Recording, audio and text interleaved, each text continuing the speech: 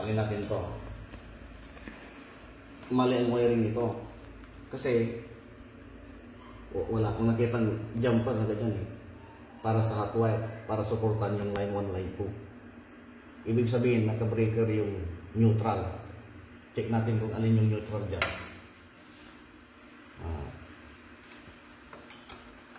Yun. Ito yung neutral. Ito yung neutral. Ilaw eh. Naka-on. Ito naman. Yun. May ilaw. Ibig sabihin, ito yung linya ng live. Live. Imbis na lahat ito live. Walang bolt ito. Walang bolts. Walang bolts. Ito lang may live. Ito ang may live. Ito ang may live. Bale. Itong live. Ito ang live. Itong live. Ito neutral. Linya ng neutral. Ng neutral. Pag tama sana ang kanyan, may jumper dyan. Yung wirings, may jumper dyan para sa hot wire. Dapat ito ganito to eh. Yan. Dapat may jumper dyan. Pag ganyan. Para supportan niya yung line 1, line 2, live. Lahat ito live dapat. Kasi ang binibreakeran live. Yung neutral hindi. Base sa book sa kay Max Fajardo. Ngayon, tingnan natin kung para patunayan na walang bolts yung nakakonect na neutral sa breaker. Yan, wala. Nakaswitch yan. Yan, nakaswitch. Yan. O, ito yung hot wire. Yun, umilaw. Umilaw. Ito, sigurado hindi kasi linya ng neutral yan. Yan. Yan, wala. Yan, umiilaw yung nasa baba.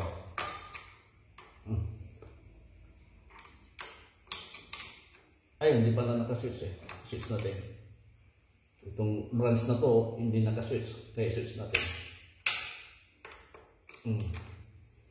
Hindi umiilaw. Kaya nakaswitch na. Pero ito, iilaw to. Yan. Ito, hindi ilaw kasi linya ng neutral. Ito yung linya ng hot wire. Kaya ibig sabihin mali ito. Hindi dapat binibreakeran yung neutral. Dapat dito siya sana. Tapos lahat ng pares ng breaker para mabuo yung circuit, dito nag-splice. Lahat ng nakapasok sa neutral. Ngayon, anong tawag dito? Sobra yung breaker, useless yung breaker nito. Maksaya sa breaker. Kasi kung tutuusin, itong dalawang to ang branch.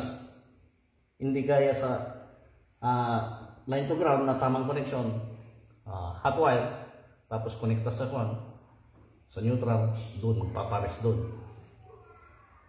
Ngayon, mali. Kasi sa isang branch, dalawang breaker.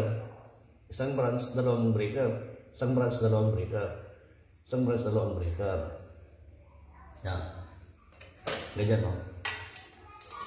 Yan. Isang branch, hindi kagaya sa line to ground na tamang connection. Ito, dalawang branch na to. Isang live, kukuha ng pares sa neutral, punta doon. Tapos pares ng neutral, punta dito. Kaya, dalawang branch sana to kung line to ground na tamang connection. Yan. Sabi nga sa Max Fajardo, hindi ito dapat idaan sa breaker. Kasi 0 volt siya. Ang pinoprotektahan ng breaker ay yung live. Na in case na may faulty wiring o ground fault o kay short circuit, 3-trip niya yung breaker.